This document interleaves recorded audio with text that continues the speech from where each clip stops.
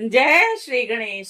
बसम महामाते का निरूपण। सूत जी बोले, हे महर्षियों, बसम संपूर्ण मंगलों को देने वाला तथा उत्तम है। उसके दो भेद बताए गए हैं। मैं उन भेदों का वर्णन करता हूँ, आप लोग सावधान होकर सुने। एक को महाभसम जानना चाहिए तो दूसरे को स्वअल्प भसम। और महाभसम के भी अनेक भेद हैं। वह तीन प्रकार कहा गया है: श्रोत, स्मार्त और लौकिक। स्व अल्प भसम के भी बहुत से भेदों का वर्णन किया गया है। श्रोत और स्मार्त भसम को केवल द्विजों के ही उपयोग में आने के योग्य कहा गया है। तीसरा जो लौकिक भसम है, वह अन्य लोगों के भी उपयोग में आ सकता है। श्रेष्ठ महर्षियों ने यह बताया है कि द्विजों को वैदिक मंत्र के उच्चारण पूर्वक भस्म धारण करना चाहिए। दूसरे लोगों के लिए बिना मंत्र के ही केवल धारण करने का विधान है। जले हुए गोबर से उत्पन्न होने वाला भस्म आग्नेय कहलाता है। हे महामुने, वह भी त्रिपुंड का द्रव्य है और ऐसा कहा गया है। श्री शिवाय नमस्तुभ्यम। अग्निहोत्र से उत्पन्न हुए भस्म का भी मनीषी पुरुषों को संग्रह करना चाहिए। अन्य यज्ञ से प्रकट हुआ भस्म भी त्रिपुंड धारण के काम में आ सकता है। और जाबा लोप निषिद्ध में आए हुए अग्नि इत्यादि 7 मंत्रों द्वारा जल मिश्रित भस्म से धूलन विभिन्न अंगों में मर्दन या लेपन करना चाहिए।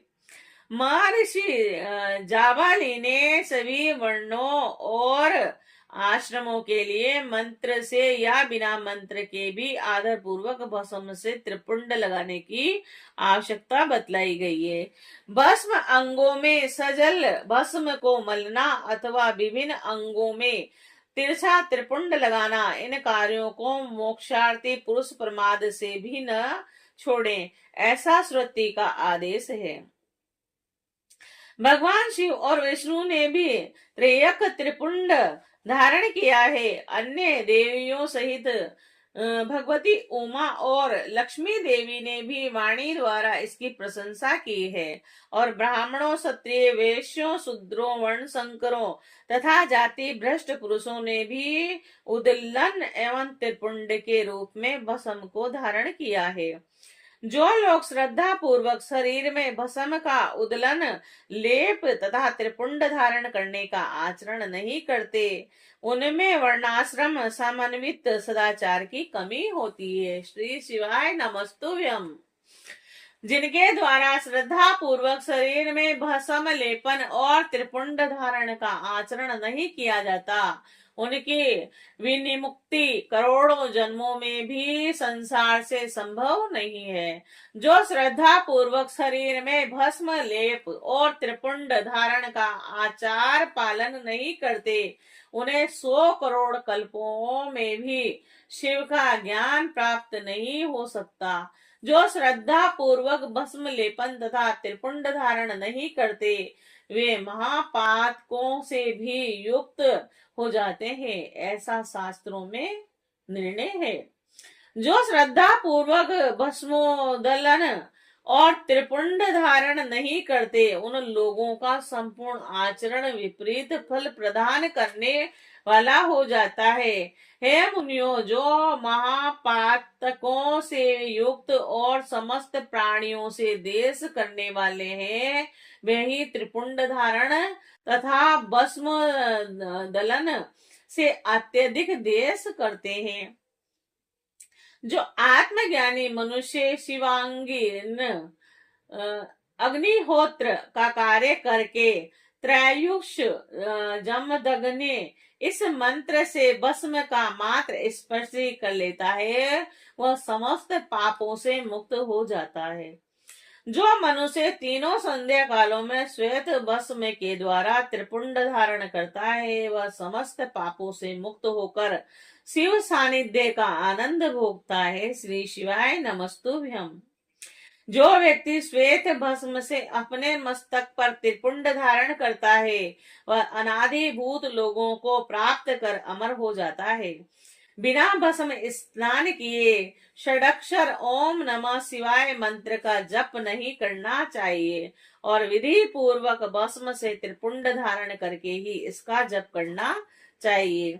दयाहीन, अधम, महापापों से युक्त, उपपापों से युक्त, मूर्ख अथवा पतित व्यक्ति भी जिस देश में नृत्य भस्म धारण करते हैं वह देश सदैव संपूर्ण तीर्थों, यज्ञों और परिपूर्ण ही रहता है। त्रिपुंड धारण करने वाला पापी जीव भी समस्त देवों और असुरों के द्वारा पूज्य है और यदि पुण्य आत्मा त्रिपुंड से युक्त है तो उसके लिए कहना ही क्या। भस्म धारण करने वाला शिव ज्ञानी जिस देश में स्वेच्छया चला जाता है उस देश में समस्त तीर्थ आ जाते हैं। और जिस विषय में और अधिक क्या कहा जाए, विद्वानों को सदैव भस्म धारण करना चाहिए एवं लिंगा अर्चन करके षडक्षर मंत्र का जप करना चाहिए। ब्रह्मा, विष्णु, रुद्र, मुनिगण और देवताओं के द्वारा भी भस्म धारण करने के महत्व का वर्णन जानना चाहिए। श्री शिवाय नमस्तुभ्यं। जिसने अपने वर्ण तथा आश्रम धर्म से संबंधित आचार तथा क्रियाएं लुप्त कर दी है, यदि वह भी त्रिपुंड धारण करता है तो समस्त पापों से मुक्त हो जाता है। जो भस्म धारण करने वाले को त्याग कर धार्मिक कृत्य करते हैं उनको करोड़ों जन्म लेने पर भी संसार से मुक्ति प्राप्त नहीं हो पाती। और जिस ब्राह्मण ने भस्म से अपने सिर पर त्रिपुंड धारण कर लिया उसने मानव गुरु से सब कुछ पढ़ लिया और सभी धार्मिक अनुष्ठान कर लिए। जो मनुष्य भस्म धारण करने वाले को देखकर उसे कष्ट देते हैं वह निश्चय ही चांडाल से उत्पन्न हुए, ऐसे विद्वानों का जानना चाहिए। भक्ति प्रायण ब्राह्मण और क्षत्रिय मानस्तों के तनये इस मंत्र से अभिमंत्रित भस्म को शास्त्र सम्मत कहे गए अंगों पर धारण करना चाहिए। वैश्य त्र्यंबक यजामहे इस मंत्र से और शुद्र शिवाय नमः इस पंचाक्षर मंत्र से भी भस्म को अभिमंत्रित कर धारण करें। और विधवा स्त्रियों के लिए भस्म धारण करने की विधि शूद्रों के समान कही गई है। 5 ब्रह्म आदि मंत्रों से अभिमंत्रित भस्म के द्वारा ग्रस्त त्रिपुंड धारण करें और ब्रह्मचारी त्र्यंबक यजामहे इस मंत्र से भस्म को अभिमंत्रित करके और वानर प्रस्थि अघोरे भयोत्थ इस मंत्र से भस्म को अभिमंत्रित करके त्रिपुंड धारण करें। किंतु यदि यति सन्यासी प्रणव के मंत्र से भस्म को अभिमंत्रित करके त्रिपुंड धारण कर सकते हैं। जो वर्णाश्रम धर्म से परे है वह शिव इस भावना से नित्य त्रिपुंड धारण करें और जो शिव योगी है वह ईशान सर्व विद्या नाम इस भावना को प्राप्त करता हुआ त्रिपुंड धारण करे। सभी वर्णों के द्वारा भस्म धारण करने के इस उत्तम कार्य को नहीं छोड़ना चाहिए। अनेक जीवों को भी सदा भस्म धारण करना चाहिए, ऐसा भगवान शिव का आदेश है। श्री शिवाय नमस्तुभ्यं। भस्म स्नान करने से जितने कण शरीर में प्रवेश करते हैं उतने ही शिवलिंगों को वह धारक अपने शरीर में धारण करता है। ब्राह्मण, क्षत्रिय, वैश्य, शूद्र और वर्ण संकर यानी स्त्री सधवा, विधवा, बालक, पाखंडी, ब्रह्मचारी, ग्रस्त, वानर प्रस्थि, सन्यासी, व्रती और सन्यासिनी स्त्रियां यह सभी भस्म के त्रिपुंड धारण के प्रभाव के द्वारा मुक्त हो जाते हैं, इसमें संशय नहीं है। जैसे ज्ञानवश या अज्ञानवश धारण की गई अग्नि सबको समान रूप से जलाती है, वैसे ही ज्ञान अज्ञानवश धारण किया गया भस्म भी समान रूप से सभी मनुष्यों को पवित्र करता है। भस्म तथा रुद्राक्ष धारण के बिना जल अथवा अन्न को अंश मात्र भी नहीं खाना चाहिए।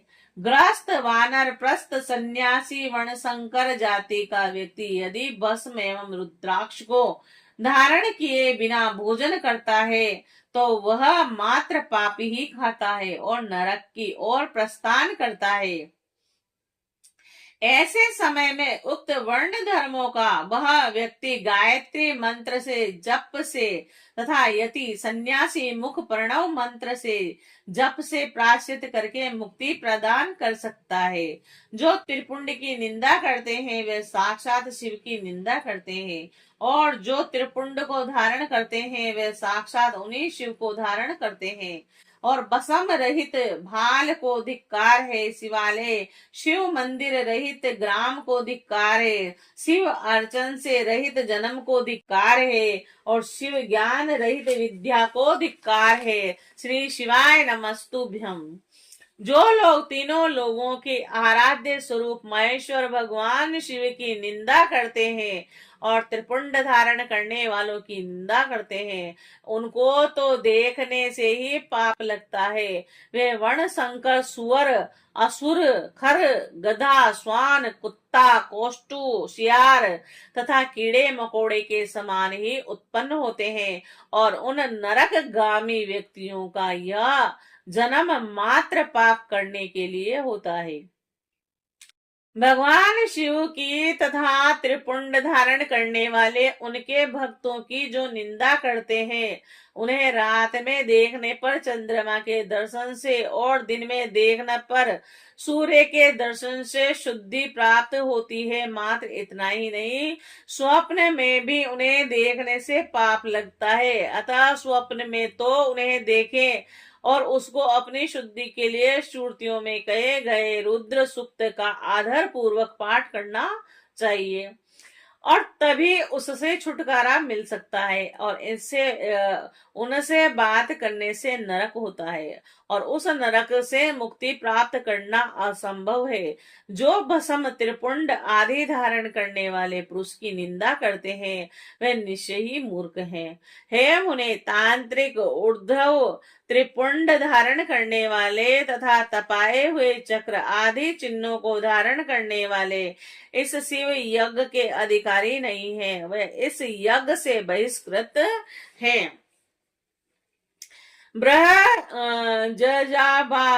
निषिद्ध में कहे गए वे लोग ही उस यज्ञ में अधिकारी हैं। प्रयत्न पूर्वक उन्हें शिव यज्ञ के कार्य में सम्मिलित करना चाहिए और उन्हें भस्म लगाना चाहिए। विभूति का चंदन से या चंदन से विभूति का मिश्रण कर बनाए गए मिश्रित भस्म से मस्तक पर त्रिपुंड धारण करना चाहिए। कुछ भी हो, मस्तक पर विभूति धारण करना आवश्यक है। यदि बुद्धि नहीं है तो भी यह सदा करना लोगों के लिए आवश्यक है। ब्रह्मचारिणी सदवा अथवा विधवा स्त्रियों और ब्राह्मण आदि द्विजों को केश प्रयत्न भस्म धारण करना, इसी प्रकार ब्रह्मचार्य आश्रम वालों को भी स्वच्छ विभूति धारण करना उचित है, क्योंकि विभूति मोक्ष देने और समस्त पापों का नाश करने वाली है। श्री शिवाय नमस्तुभ्यम।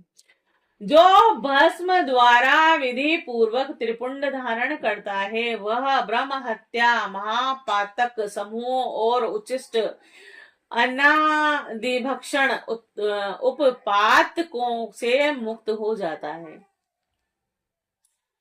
ब्रह्मचारी ग्रस्त वानर प्रस्थी और सन्यासी चारों आश्रम ब्राह्मण क्षत्रिय वैश्य शूद्र तथा अन्य वर्ण संकर ये चारों वर्ण और उपवर्ण के लोग पतित अथवा नीच मनुष्य भी विधि पूर्वक शरीर पर भस्म उद्दूलन और त्रिपुंड धारण करके शुद्ध हो जाते हैं, क्योंकि समयक रूप से धारण की गई भस्म से तत्काल ही पाप राशि से मुक्ति प्राप्त हो जाती है। भस्म धारण करने वाला व्यक्ति विशेष रूप से स्त्री हत्या, गो हत्या, वीर हत्या और अश्व हत्या आदि पापों से मुक्त हो जाता है, इसमें संशय नहीं है। श्री शिवाय नमस्तुभ्यम। दूसरे के द्रव्य का अपहरण, पराई स्त्री का अभिमर्शन और दूसरे की निंदा, पराय खेत का अपहरण, दूसरे को कष्ट देना, फसल और बाग आदि का अपहरण, घर फूकना, जलाना आदि कर्म नीचों से, गाय, सोना, भैंस, तिल, कंबल, वस्त्र, अन्न, धान्य तथा जल आदि का परिग्रह, दास यानी मछुआरा, वेश्या, मंगती, चांडाली, शुद्रा, नटी, रजवला, कन्या और विधवा स्त्रियों से मैथुन, मांस, चर्म, रस तथा नमक का विक्रय, पेशून्य, चुगली और स्पष्ट बात, असत्य गवाही आदि देना, इस प्रकार से अन्य असंख्य विभिन्न प्रकार के पाप त्रिपुंड धारण करने के प्रभाव से तत्काल ही नष्ट हो जाते हैं। श्री शिवाय नमस्तुभ्यम। भगवान शिव के द्रव्य का अपहरण और जहाँ कहीं शिव की निंदा करने वाला तथा शिव के भक्तों की निंदा करने वाला व्यक्ति प्रायश्चित करने पर भी शुद्ध नहीं होता। जिसने शरीर पर रुद्राक्ष और मस्तक पर त्रिपुंड धारण किया है, ऐसा मनुष्य यदि चांडाल भी है तो भी वह सभी वर्णों में श्रेष्ठतम और संपूज्य है। जो मस्तक पर त्रिपुंड धारण करता है वह इस संसार में जितने भी तीर्थ हैं और गंगा आदि जितनी नदियां हैं उन सब में स्नान किए हुए के समान पुण्य फल को प्राप्त करता है। पंचाक्षर मंत्र से लेकर 7 करोड़ महामंत्र और अन्य करोड़ों मंत्र शिव कैवल्य को प्रदान करने वाले होते हैं। मुने सुने, विष्णु आदि देवताओं के लिए प्रतिपादित अन्य जो मंत्र हैं वे सभी सुखों को देने वाले हैं और जो त्रिपुंड धारण करता है उसके वश में वे सब मंत्र स्वतः ही हो जाते हैं। त्रिपुंड धारण करने वाला मनुष्य अपने वंश और गोत्र में उत्पन्न हजारों पूर्वजों का और भविष्य में उत्पन्न होने वाली हजारों संतानों का उद्धार करता है। जो त्रिपुंड धारण करता है उसे इस लोक में रोग रहित दीर्घ आयु प्राप्त होती है और वह संपूर्ण भोगों का उपभोग करके जीवन के अंतिम समय में सुख पूर्वक मृत्यु को प्राप्त करता है। वह मृत्यु के पश्चात अणिमा, महिमा आदि 8 ऐश्वर्यों और सद्गुणों से युक्त दिव्य शरीर वाले शिव को प्राप्त करता है और दिव्य लोक के देवों से सेवित दिव्य विमान पर चढ़कर शिवलोक को जाता है। श्री शिवाय नमस्तुभ्यम। वहां पर वह सभी विद्याधरों और महापराक्रमी गंधर्वों इत्यादि लोकपालों के लोकों में क्रमशः जाकर बहुत से भोगों का उपभोग करता हुआ प्रजापतियों के पदों तथा ब्रह्मा के पद पर आसीन होकर वहां दिव्य लोक की सैकड़ों कन्याओं के साथ आनंदित होता है। वह उस लोक में ब्रह्मा की आयु के बराबर आयु को प्राप्त कर अनेक सुखों का भोग करके विष्णु लोक को जाता है और ब्रह्मा के 100 वर्षों तक सुखों का भोग प्राप्त करता है। तद अंतर वह शिव लोक को जाकर इच्छा अनुकूल अक्षय कामनाओं को प्राप्त कर शिव का सानिध्य प्राप्त कर लेता है, इसमें संदेह नहीं है। और सभी उपनिषदों के सार को बार बार समयक रूप से देख कर यही निर्णय लिया गया है कि त्रिपुंड धारण करना ही परम श्रेष्ठ है। जो ब्राह्मण विभूति की निंदा करता है वह ब्राह्मण नहीं है अपितु अन्य जाति का है और विभूति निंदा के कारण उसे चतुर्मुख ब्रह्मा की आयु सीमा तक नरक भोगना पड़ता है। श्राद्ध, जप, तप, होम और बलि, वेश्य, देव और देव पूजन के समय जो पुतात्मा मनुष्य त्रिपुंड धारण करता है मनुष्यों को भी जीत लेता है।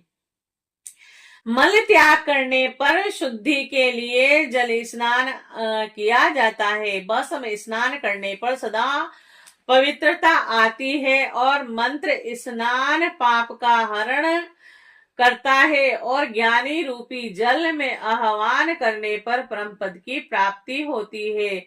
समस्त तीर्थों में स्नान करने से जो पुण्य और फल प्राप्त होता है वह फल बसम स्नान करने वाले को प्राप्त हो जाता है। बसम स्नान ही परम श्रेष्ठ तीर्थ है जो प्रतिदिन गंगा तीर्थ स्नान करके समान है। बसम तो बसम रूपी साक्षात शिव है जो त्रिलोके को पवित्र करने वाला है और बिना त्रिपुंड धारण किए हुए जो ब्राह्मण स्नान ध्यान दान और जप आदि अनुष्ठान कर्म करता है वह तो स्नान है और न ध्यान है न दान है और न जप है, अन्य अनुशिष्ट कर्म ही है। और वानर प्रस्थ कन्या और दीक्षा रहित मनुष्यों को मध्याह्न के पूर्व ही जल से युक्त त्रिपुंड धारण करना चाहिए, किंतु मध्याह्न के पश्चात जल रहित भस्म से त्रिपुंड धारण करना उचित है। इस प्रकार श्रद्धा पूर्वक दृढ़ निश्चय वाला जो व्यक्ति नृत्य त्रिपुंड धारण करता है उसे भी शिव भक्त जानना चाहिए और उसी को भुक्ति या मुक्ति भी प्रदान प्राप्त होती है। और जिसके अंग पर प्रचुर पुण्य देने वाला एक भी रुद्राक्ष नहीं और वह त्रिपुंड से भी रहित है उसका जन्म लेना व्यर्थ है। इसके पश्चात बसम धारण करना त्रिपुंड की महिमा एवं विधि बताकर सूत जी ने फिर कहा कि हे महर्षियों में इस प्रकार मैंने संक्षिप्त से त्रिपुंड का महात्म्य बताया। यह मैंने प्राणियों के लिए गोपनीय रहस्य है, अतः आपको भी इसे गुप्त रखना चाहिए। मुनिवरों, ललाट आदि सभी निर्दिष्ट स्थानों में जो भस्म से 3 तिरछी रेखाएं बनाई जाती है उन्हीं को विद्वानों ने त्रिपुंड कहा। श्री शिवाय नमस्तुभ्यं। भुवों के मध्य भाग से लेकर जहां तक भुवों का अंत है उतना बड़ा त्रिपुंड ललाट में धारण करना चाहिए। मध्यमा अनामिका उंगली से 2 रेखाएं करके बीच में अंगुष्ठ द्वारा प्रतिलोम भाव से की गई रेखा त्रिपुंड कहलाती है। अथवा बीच की 3 उंगलियों से भस्म लेकर यतन पूर्वक भक्ति भाव से ललाट में त्रिपुंड धारण करें। त्रिपुंड अत्यंत उत्तम भोग और मोक्ष को देने वाला है। त्रिपुंड की 3 रेखाओं में से प्रत्येक के 9 देवता हैं और जो सभी अंगों में स्थित हैं। मैं उनका परिचय देता हूँ, सावधान होकर सुने। श्री शिवाय नमस्तुभ्यं। हे मुनिवरों, प्रणव का प्रथम अक्षर आकार, ग्रह प्रत्यय, अग्नि, पृथ्वी, धर्म, रजोगुण, ऋग्वेद, क्रिया शक्ति, प्रातः, समन और तथा महादेव, यह त्रिपुंड की प्रथम रेखा के 9 देवता हैं। और यह बात शिव दीक्षा प्रायण पुरुषों को अच्छी तरह समझ लेनी चाहिए। हे मुनीश्वरों, प्रणव का दूसरा अक्षर उकार यानी दक्षिणा अग्नि, आकाश सत्व गुण, यजुर्वेद और समन, इच्छा शक्ति, अंतर आत्मा और महेश्वर, ये दूसरी रेखा के 9 देवता हैं और ऐसा शिव दीक्षित लोगों का जानना चाहिए।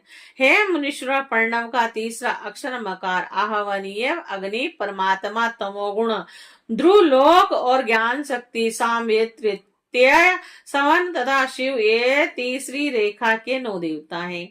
ऐसा शिव दीक्षित भक्तों को जानना चाहिए। इस प्रकार स्थान देवताओं को उत्तम भक्ति भाव से नित्य नमस्कार करके स्नान आदि से शुद्ध हुआ पुरुष यदि त्रिपुंड धारण करे तो भोग और मोक्ष को भी प्राप्त कर लेता है। हे मुनीश्वरों, यह संपूर्ण अंगों में स्थान देवता बताए गए हैं। अब उनसे संबंधित स्थान बताता हूँ, भक्ति पूर्वक सुनिए।